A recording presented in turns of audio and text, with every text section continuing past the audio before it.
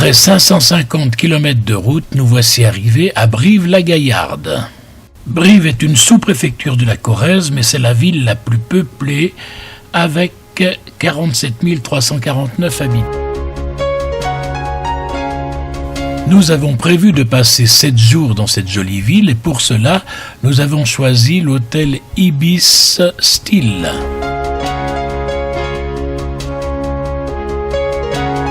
Nous avons trouvé une place dans le parking souterrain et nous voici maintenant place de la Halle.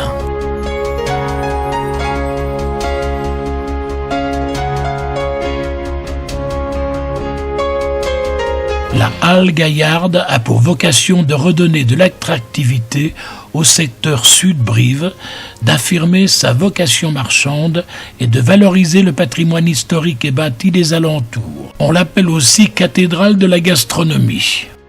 Nous sommes samedi et tout à côté, c'est le marché des producteurs de Brive.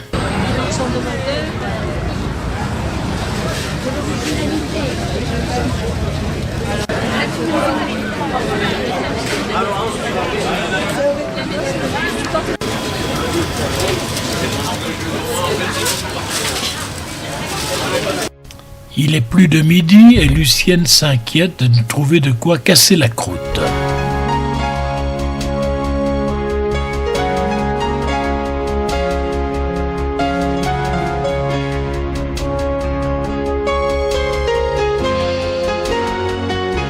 Après un excellent repas, pensons maintenant à visiter un peu la ville. Tout à côté, c'est l'église Saint-Cernin. L'église a été ouverte le 10 juin 1890, après avoir été construite entre 1885 et 1889 par l'architecte municipal Louis Bonnet. Elle restera sans clocher jusqu'en 1904.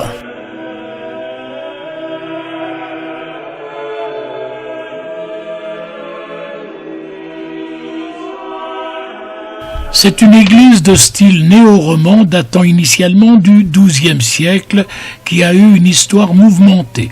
Au XVIIe et XVIIIe siècle, l'église abrite la confrérie des pénitents noirs. À la Révolution, elle est démolie. Elle fut ensuite reconstruite entre 1885 et 1888. Bien sûr, nous trouvons la statue de Saint-Cernin.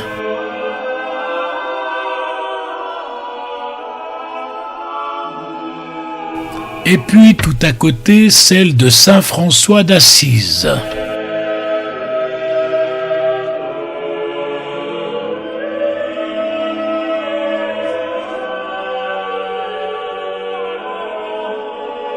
La nef principale est large et claire et d'une grande sobriété. L'orgue a été construite en 1900, puis sont adjoints 2 jeux supplémentaires en 1932, puis reconstruits en 1970.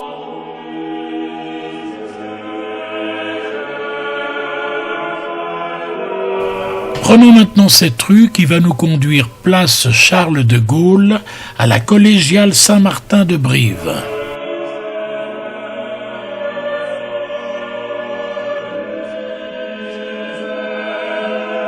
Quelques vieilles maisons moyenâgeuses avec fenêtres à meneaux nous interpellent.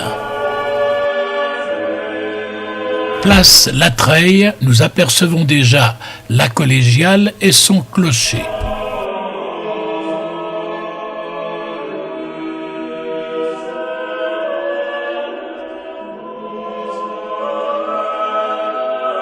Un peu plus loin, c'est la maison dite Tour des Échevins.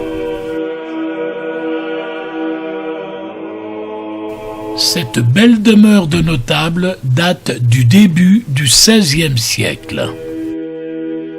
C'est une maison à tourelle construite dans les années 1500-1520. Nous distinguons du côté de la rue des Échevins une tour d'escalier à vis. Cette tour d'escalier porte un remarquable décor de la première Renaissance.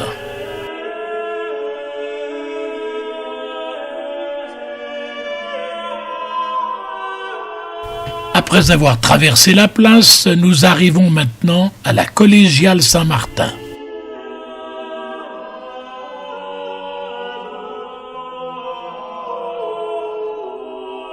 Au cœur de la cité, la collégiale se dresse, défiant le temps et l'histoire. Elle est un signe et un appel pour tout homme, croyant ou non, à devenir chercheur de l'invisible. Les voussures du portail d'entrée sont d'une grande sobriété, mais parfois finement sculptées.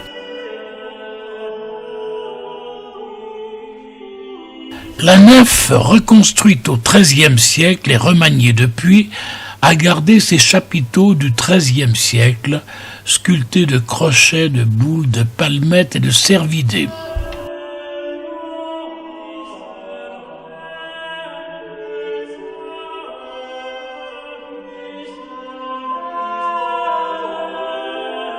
Les fonts baptismaux sont du XIIe siècle.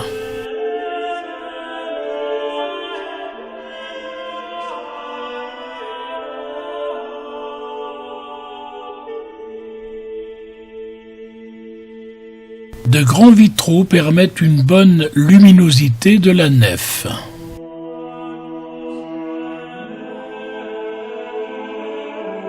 Le chœur est d'une grande simplicité mais très lumineux grâce aux vitraux qui sont dans le fond.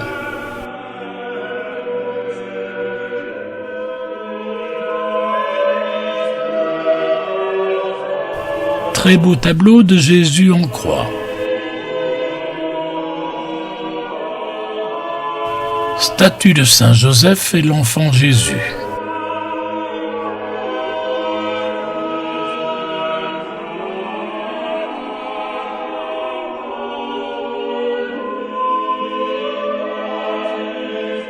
Buste de franciscain, bois doré, fin XVIIIe siècle, début XIXe, restauré en 1997.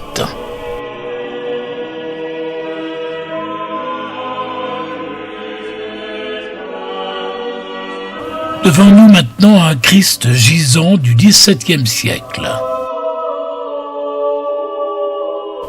Très beau vitrail de saint Antoine de Padoue.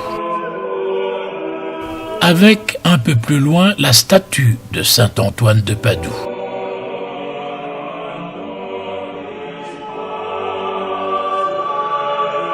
Très bel orgue à buffet en chêne de style néo-gothique. Sur la place Charles de Gaulle, à Brive, nous trouvons la médiathèque municipale. La médiathèque possède 230 000 documents du XVe siècle à nos jours. 2 niveaux sont réservés aux enfants jusqu'à 14 ans et offrent un choix important de romans, documentaires, albums, revues et bandes dessinées. La section adulte est également bien fournie en romans, documentaires, nouveautés, etc. Le lendemain, nous allons découvrir Collonges-la-Rouge.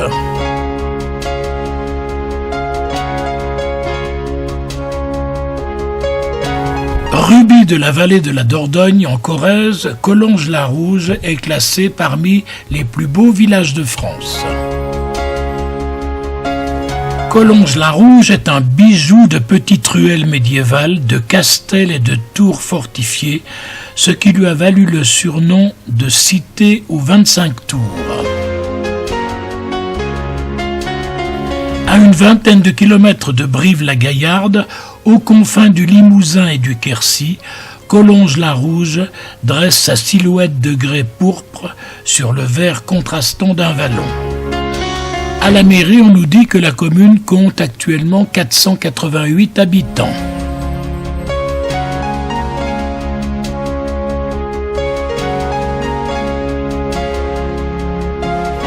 La maison de la Sirène a été construite au XVIe siècle.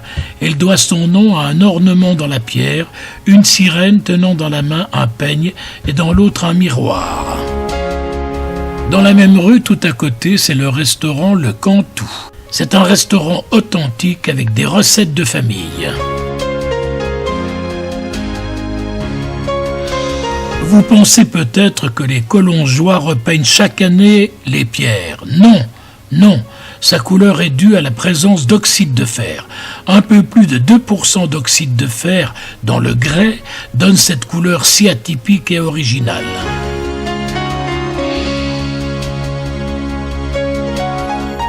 Devant nous maintenant la halle Henri IV. C'est une halle au grain et au vin datant de la fin du XVIe ou début du XVIIe siècle. Elle évoque l'activité commerçante du village à ses heures prospères et abrite toujours le four banal qui était encore utilisé en 1968. Il n'est aujourd'hui rallumé que le premier dimanche d'août pour la fête annuelle du pain. Légèrement en contrebas, le manoir de Vassinac du XVIe siècle, dont les propriétaires furent gouverneurs et capitaines du château de Turenne. Il possède quelques éléments de fortification et est classé monument historique. Ce manoir, dit château de Vassignac, a été construit au XVIe siècle, comme l'indique la date portée, 1583, inscrite sur une pierre de la maçonnerie de la tour Est. L'église Saint-Pierre, construite en grès rouge à la fin du XIe et XIIe siècle, a été agrandie à la fin du Moyen Âge. Elle est fortifiée à la fin du XIVe siècle. À la même époque, elle est agrandie avec l'ajout d'une deuxième nef, plus courte que la première, et surmontée d'un deuxième clocher.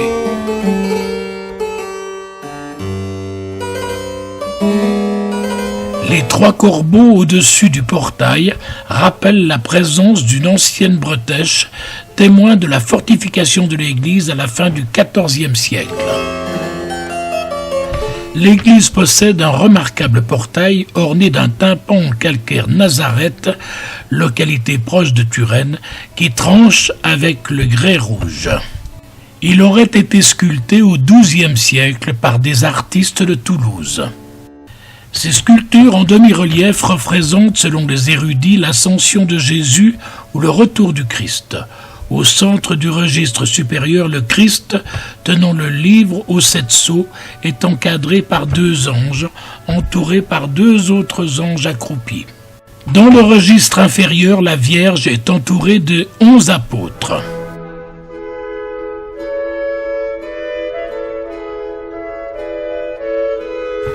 L'autel de la chapelle sud, son gradin, son tabernacle et le rétable en bois sculpté et doré représentent la Passion. Il date du XVIIe siècle.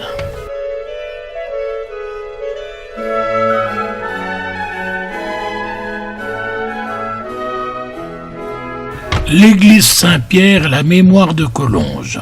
De l'an 1000 à nos jours, elle nous raconte l'histoire de la ferveur religieuse des hommes du Moyen Âge et de leur intolérance durant les guerres de religion.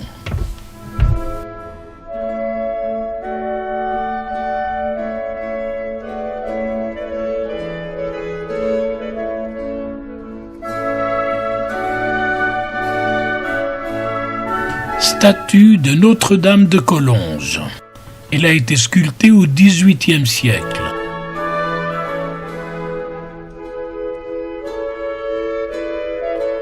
Un Christ en croix en bois sculpté sur une croix rapportée date du XVIIe siècle.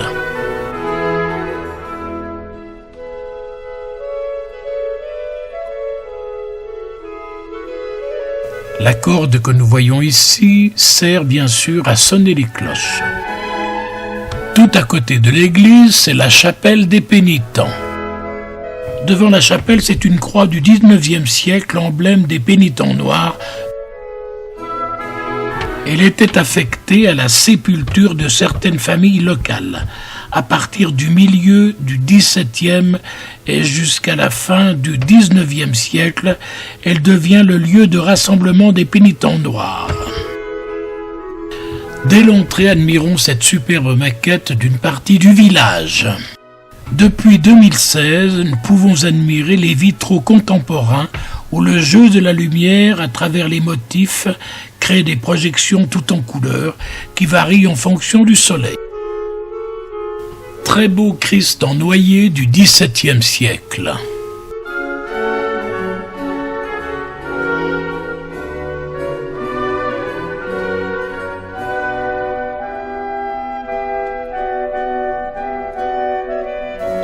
Retournons maintenant près de l'église où une petite terrasse nous permettra de casser la croûte.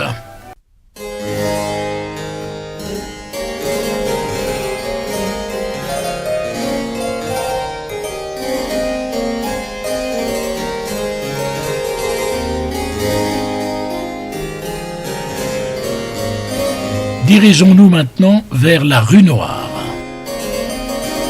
Il fait bon flâner dans les rues et ruelles de ce village médiéval. La rue Noire, avec ses pavés et ses maisons bâties en retrait les unes des autres, est typique de celle que l'on peut arpenter lors d'une escale dans cette cité corrézienne de caractère. Dans cette rue, nous découvrons la maison de Maurice Biraud, le comédien. Cette plaque parle d'elle-même. Maurice Biraud, comédien, 1922-1982. Ses amis se souviennent. Le village étant restauré, la rue Noire est rouge, comme tout le village. Avant de quitter le village, prenons le temps d'admirer toutes ces belles maisons et ces beaux castels.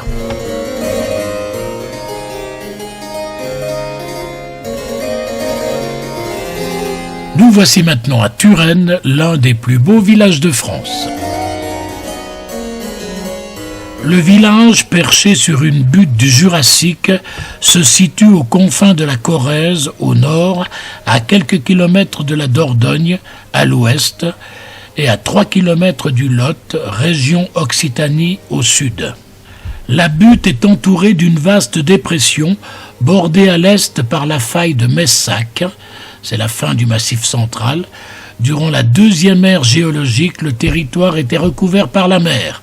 Quelques témoins nous restent de cette période, un cimetière de fossiles de coquilles Saint-Jacques au pied du village et de coquillages auprès du château.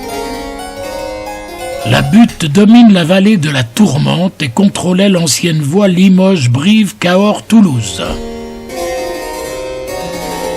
Il semblerait que la première implantation du château se trouvait à quelques centaines de mètres à l'est, sur le puits de Gondres. Empruntons maintenant cette petite rue en pente qui va nous conduire sur la place du village, où sont les principales maisons du bourg.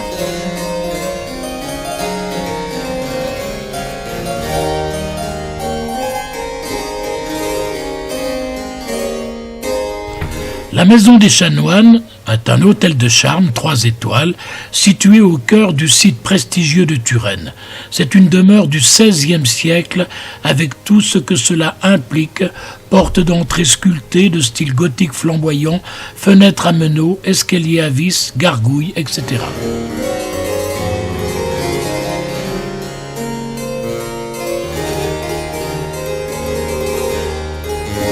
Dans la montée au château, il y a quantité de maisons nobles. Le village descend en cascade du XIIIe siècle au XVIIe siècle. Près du sommet de la côte, nous pouvons admirer cette magnifique échoppe médiévale. Nous ne visiterons pas l'église car elle est en restauration. Nous voici maintenant sur la butte au pied des murailles du château.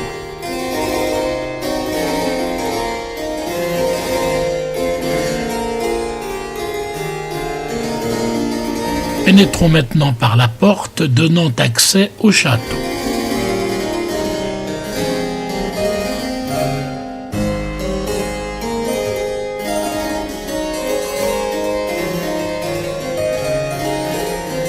En levant la tête, on aperçoit la tour César. On accède à son sommet par un escalier à vis. De là, on peut admirer un large panorama bien au-delà de la vallée de la Dordogne vers le sud et par temps favorable jusqu'au mont du Cantal. Site privé, entrée payante. Au pied des remparts, dans une maison moyenâgeuse, le typique restaurant de la Ruchette. Vous le constatez, les remparts du château sont impressionnants. Depuis la plateforme, nous avons une vue très étendue sur la campagne environnante.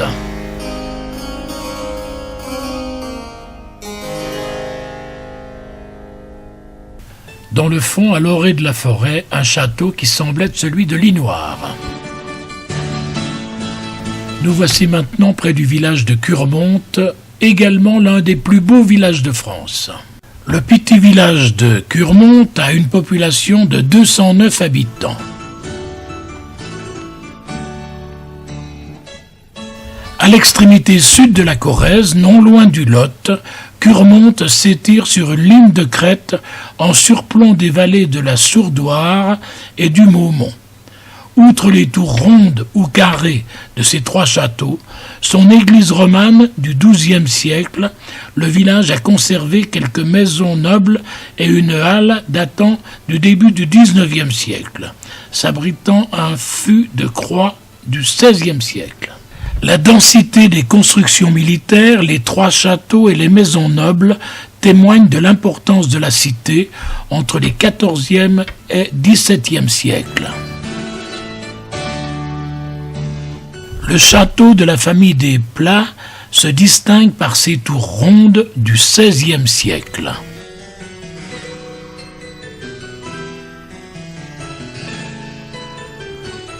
Lucienne, tu rêves ? Dirigeons-nous maintenant vers Beaulieu-sur-Dordogne. C'est également l'un des plus beaux villages de France.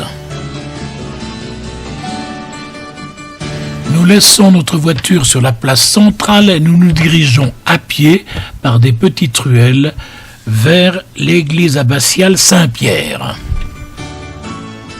Fondée au IXe siècle par Rodolphe de la famille des comtes de Turenne, seigneur de Beaulieu, l'abbaye fut rattachée au XIe siècle à Cluny. L'abbaye subit les assauts des protestants lors des guerres de religion. À l'approche du XVIe siècle, les idées de la réforme se sont propagées sous l'influence des marchands et gabariers de la Dordogne. Par deux fois, 1569 et 1574, les troupes de l'amiral de Coligny pillent la ville et l'abbaye. Le tympan du portail de l'abbatiale de Beaulieu-sur-Dordogne est un chef-d'œuvre de l'art roman. Il a été sculpté vers 1130-1140. Il représente la seconde parousie, le retour du Christ juste avant le jugement dernier. Dans la partie supérieure, le Christ en majesté trône sur les nuées, entouré par deux anges qui sonnent de la trompe pour annoncer le jugement dernier. En arrière-plan, 4 autres anges portent des instruments de la passion et de la gloire du Christ, la croix, les clous et une couronne impériale rappelant la couronne d'épines. Au pied des apôtres est représenté le monde terrestre où des juifs, des païens, symbolisant tous les peuples de la terre, sont témoins de l'apparition du Christ. Dans la partie inférieure du tympan et sur le linteau, des animaux démoniaques symbolisent le monde satanique, surgi de la gueule béante de l'enfer.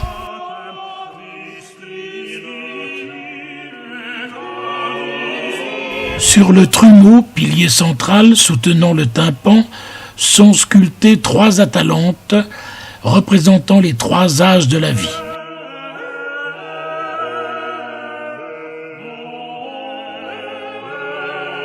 Le porche qui protège le tympan a été rebâti à la fin du XIXe siècle et restauré dans les années 2000 en conservant des scènes sculptées pour les murs latéraux.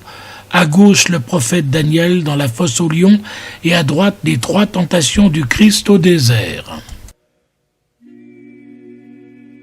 C'est un édifice aux proportions majestueuses, de style roman limousin, en grès ocre pâle, construit selon les plans d'une grande église monastique de pèlerinage.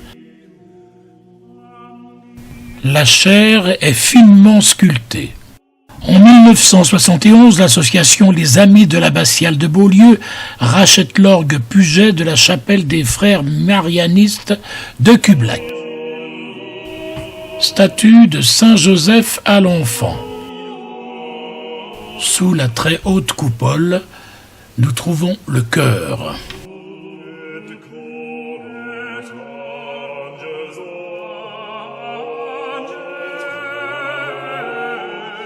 L'autel est parfaitement éclairé par ces magnifiques vitraux.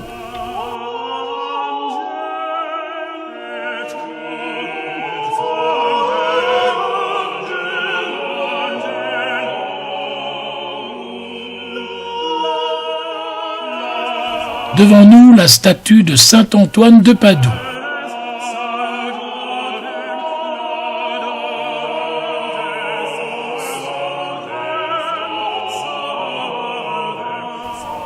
Les voûtes sont soutenues par de magnifiques chapiteaux sculptés.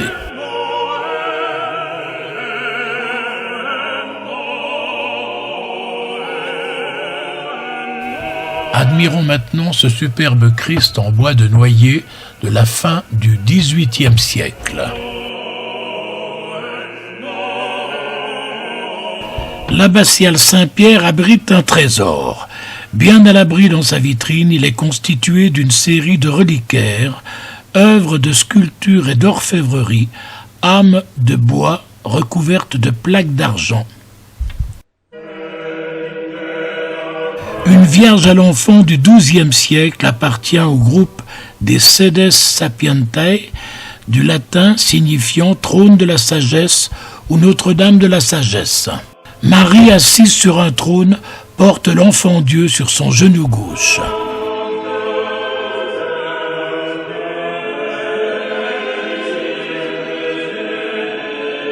À travers ces photos, prenons connaissance des objets exposés.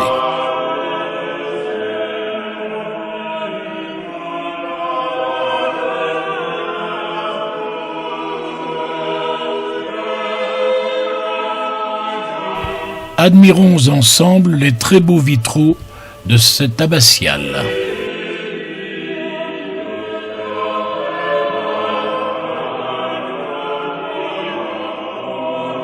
En face de nous maintenant le rétable architecturé de la chapelle de la Vierge, demi-relief, l'Assomption, le couronnement de la Vierge.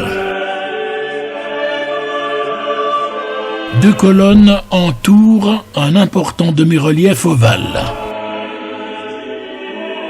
Ce rétable a été réalisé en 1678 par Pierre Estrade, sculpteur, et Jean Duchesne, doreur à Beaulieu-sur-Dordogne.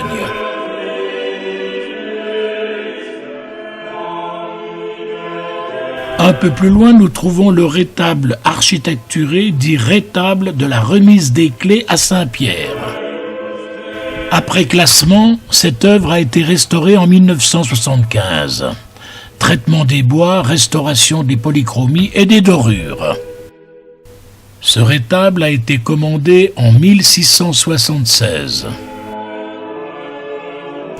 Au mur, quelques sculptures anciennes. Après 1889, dégagement de la façade sud.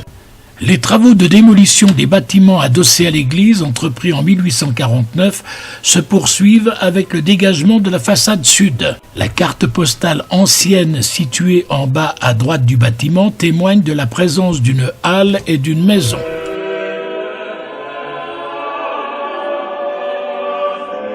Ces quelques sculptures de la façade ont été récupérées et sont emballées pour une destination inconnue.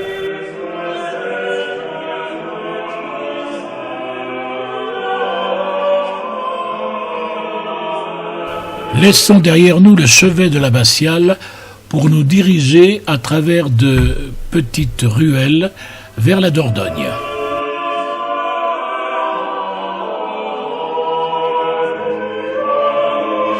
Nous arrivons maintenant à la chapelle des Pénitents. L'église à clocher-pignon construite au XIIe siècle pour accueillir les paroissiens de Beaulieu, l'abbatiale étant réservée aux moines et pèlerins. En partie détruite pendant la guerre de Cent Ans, elle fut restaurée au XIVe siècle par la famille du cardinal Monteluron. Elle fut rachetée en 1820 par les gens du pays associés en confrérie des pénitents bleus. Cette confrérie disparut au XIXe siècle après avoir eu une grande importance dans la cité. La chapelle des Pénitents, ancienne église Notre-Dame du Port-Haut, fut construite au XIIe siècle pour accueillir les paroissiens de Beaulieu. Avant sa construction, ces derniers devaient se rendre à l'église de Sionnac, à 3 km sur la colline.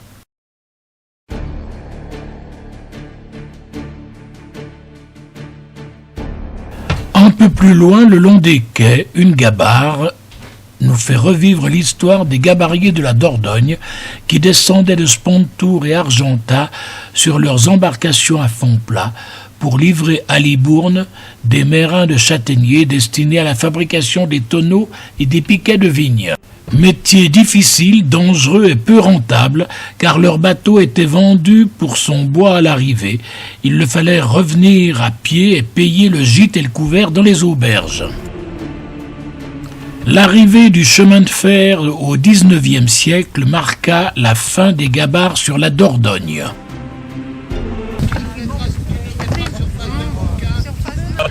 À l'arrière se trouve Denis le capitaine, et quelque part dans l'allée centrale, notre mascotte Mademoiselle Peggy. C'est le En 1995, le feuilleton télévisé La Rivière Espérance a popularisé la vie des gabariers de la Dordogne.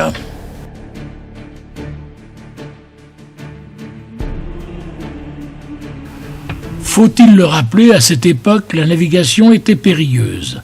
Il fallait subir les caprices des rivières, franchir à la rame ou à la voile des secteurs dangereux, et les naufrages n'étaient pas rares.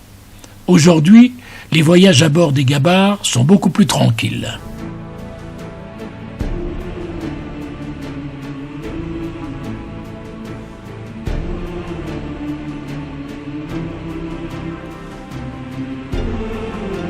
Les eaux sont calmes et les gabarres du XXIe siècle offrent des conditions de navigation idéales.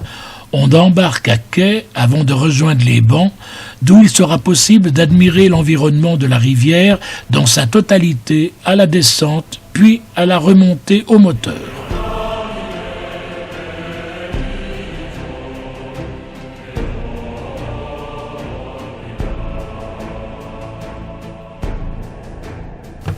Parlons un peu du temps des gabariers.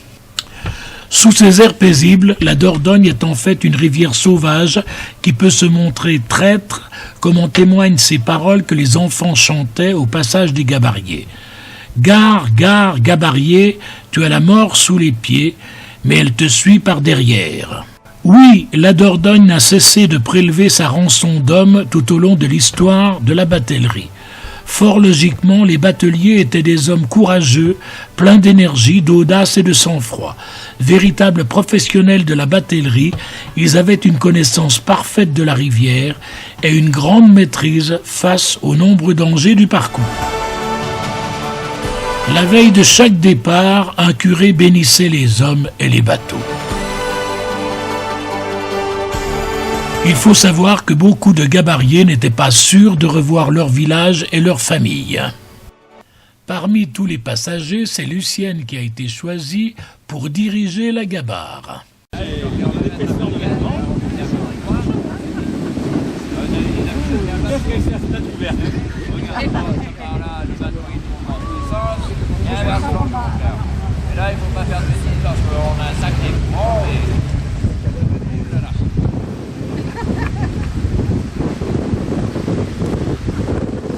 Comment ça va, Lucienne?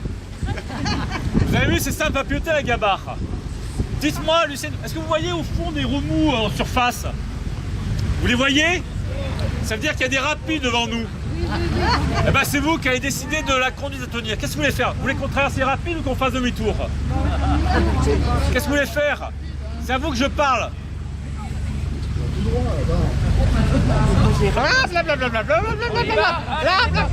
Qu'est-ce qu'elle a dit? Vous voulez y aller?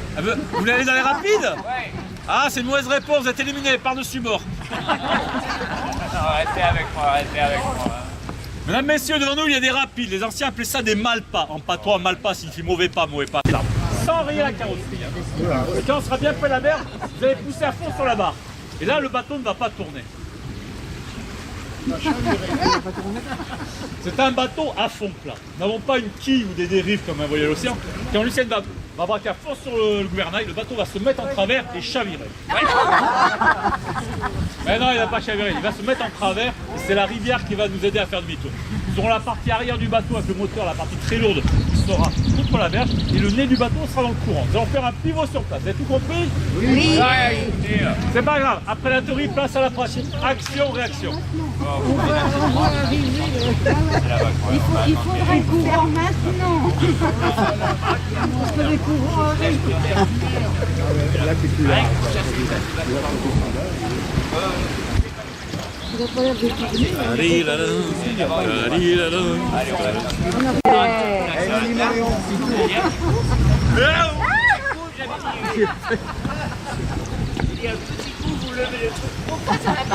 Et là, avec le courant qu'on a, on va faire un demi-tour en 5 secondes là. Il y a toujours du courant comme ça? Non. Là, ces dernières semaines, il a beaucoup plu et les barrages qui sont en amont ont ouvert un peu les vannes. Donc là, on est au maximum du débit acceptable pour la gabarre. Notre moteur, après, il ne peut plus pousser assez fort. Après, vous êtes obligé de descendre. Là, c'est un petit peu embêtant. Là. Ouais. Donc là, on est à la limite. Là. Après, le bateau, il ne peut pas monter. Peut-être des bords de la Dordogne des fois. Pardon? Oui, bon, de plus en plus rarement maintenant. Parce qu'elle est bien régulée grâce au barrage. S'il pleut trop, ils retiennent les eaux. C'est vrai. Au nom de la Marie-Madeleine, la grande salle protectrice de tous les gabariers, Luciane. Et que la Marie-Madeleine protège. Il va envoyer de l'eau. Allez-y, vous Ça va, les petites découvertes. Bah oui. Bravo! et merci. Tenez bien la rambarde pour redescendre. Impeccable. Merci. Merci à vous. Merci. Après avoir rebroussé chemin, nous voici arrivés à notre point de départ, la chapelle des Pénitents. Après avoir été vendue comme bien national à la Révolution, l'église est transformée en grange. Elle est rachetée par une confrérie de pénitents bleus en 1820. La confrérie des pénitents bleus a disparu en 1866.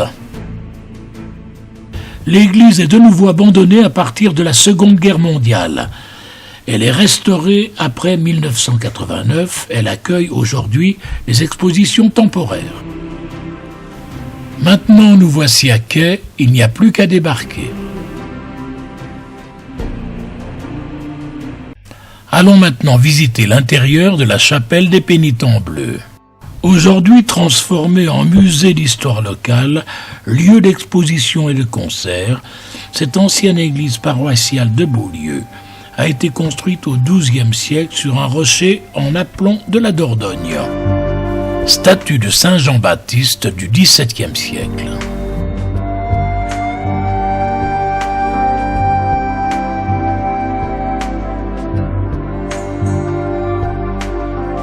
C'est en 1822 qu'a été construite cette tribune, dont les balustres en bois tourné sont typiquement limousins.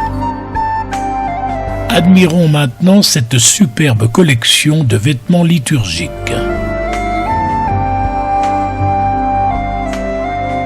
Parcourons maintenant les ruelles de ce très beau village médiéval afin d'y admirer quelques belles maisons moyenâgeuses.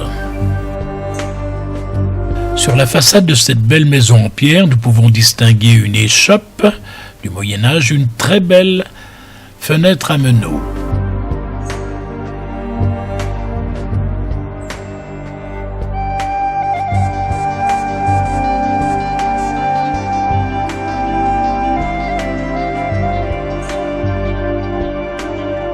Pour terminer, cet admirable hôtel particulier du XVIIIe siècle.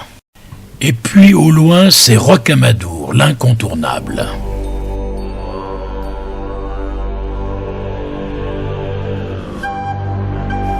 Rocamadour est un petit village en bord de falaise au sud du centre de la France. Il est connu pour sa cité religieuse, un complexe d'édifices religieux accessible par le grand escalier. Parmi ces bâtiments se trouve la chapelle Notre-Dame avec sa statue de la Vierge Noire.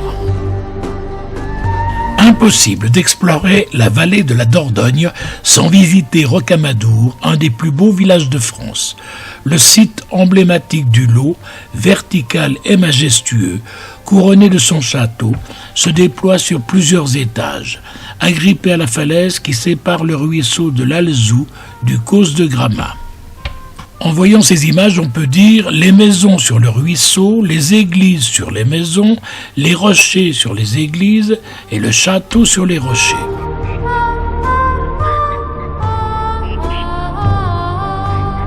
Et autour du village, le Causse et les vallées de l'Alzou et de l'Ouïs. Il regorge de trésors. Ça donne envie, n'est-ce pas, hein ?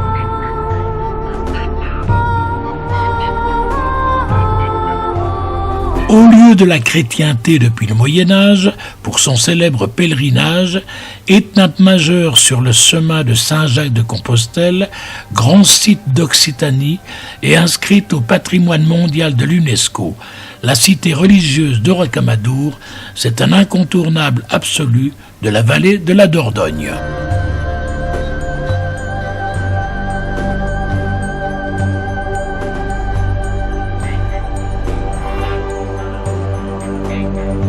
Rocamadour, c'est d'abord un lieu de pèlerinage et un sanctuaire millénaire. On y vient du monde entier en pèlerinage, prier la Vierge Noire et se recueillir.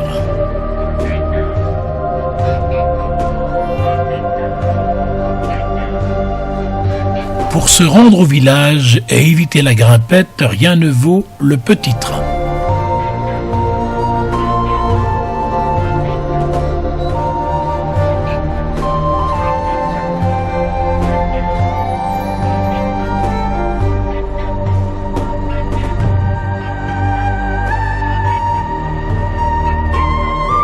Allez, cette fois-ci, c'est parti.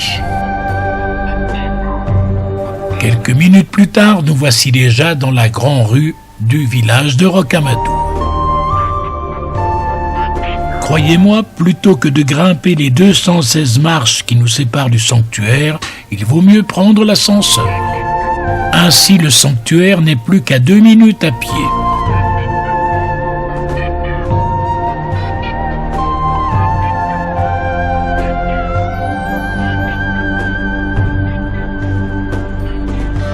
Mais avant d'entrer, admirons depuis la terrasse le château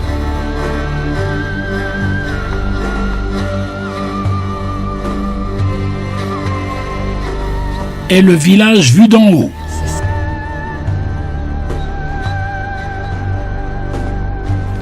Impressionnant, n'est-ce pas ? Rocamadour est un petit village de 617 habitants en 2020. Il est situé à 219 mètres d'altitude. Entrons maintenant dans le sanctuaire par la porte Saint-Martial du XIIIe siècle.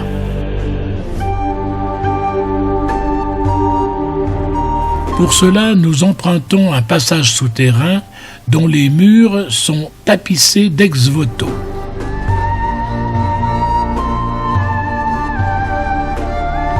À la sortie, la très haute falaise nous écrase de sa masse.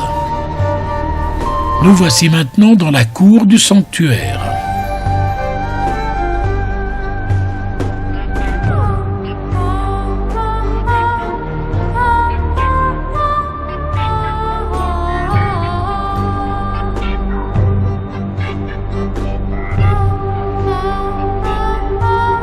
Pénétrons maintenant dans la chapelle Saint-Jean-Baptiste. Voici la première chapelle du sanctuaire, mémorial du baptême de Jésus. Ici ont lieu les baptêmes et les professions de foi des croyants. En redisant les promesses de son baptême et en se signant de la croix de l'eau bénite, le pèlerin manifeste son désir d'être sauvé par Dieu du mal, du péché et de la mort. Selon la parole de Jésus, celui qui croira et sera baptisé sera sauvé. Près du baptistère se trouvent deux inscriptions. La première nous rappelle que Blanche de Castille, reine de France, a fait un pèlerinage à Rocamadour en 1244. La seconde que Louis XI, roi de France, a été pèlerin lui aussi à Rocamadour.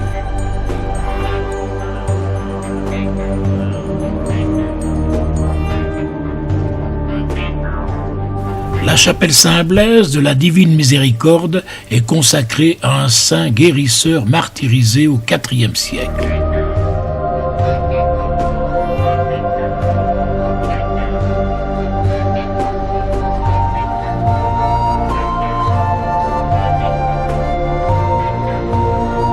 La basilique Saint-Sauveur jouxte la chapelle Notre-Dame. Elle est le plus grand édifice sacré des 7 qu'abrite le sanctuaire de Rocamadour.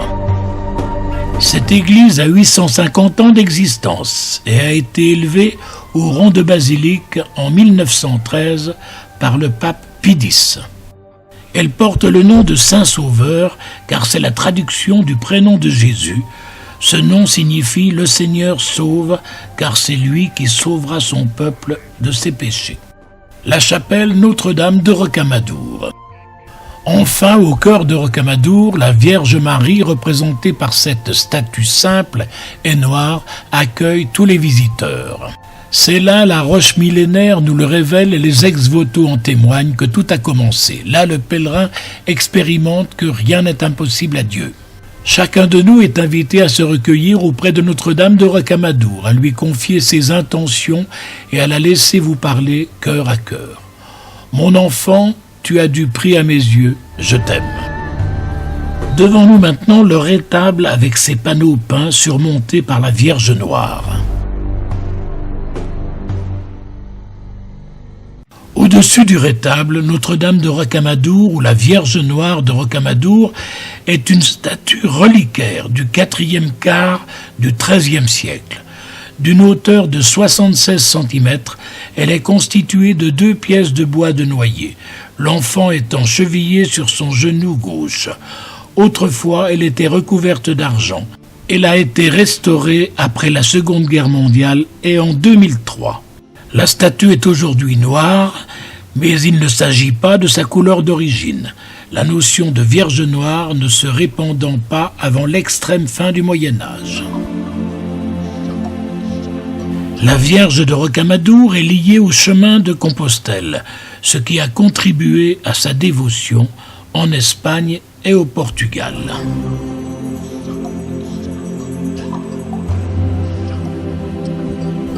Près de là, les vitraux sont de toute beauté.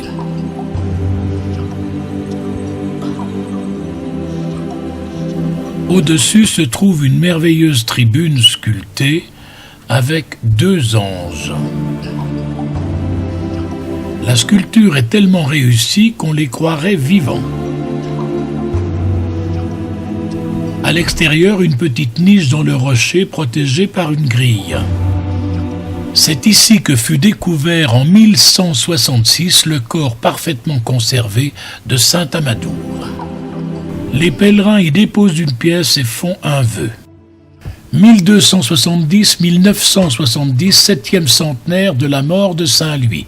Saint Louis, avec sa mère Blanche de Castille et ses frères Robert, Alphonse et Charles, vint en pèlerinage à Rocamadour les 1er et 2 mai 1244.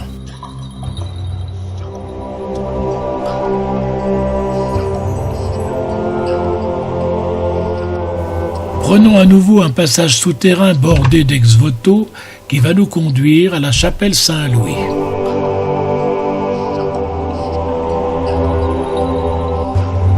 La chapelle Saint-Louis ou Notre-Dame d'Ovalie, 8e chapelle du sanctuaire, cette chapelle a été consacrée en 2011 au monde du rugby par l'évêque de Cahors sous le vocable Notre-Dame d'Ovalie.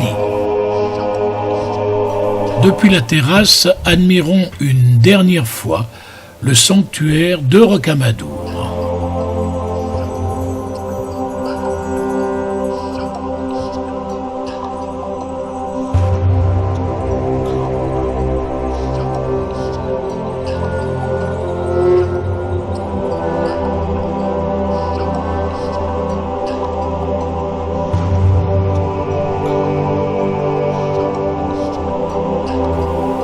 Cette très belle porte nous conduira à l'ascenseur, ce qui nous permettra de rejoindre le village.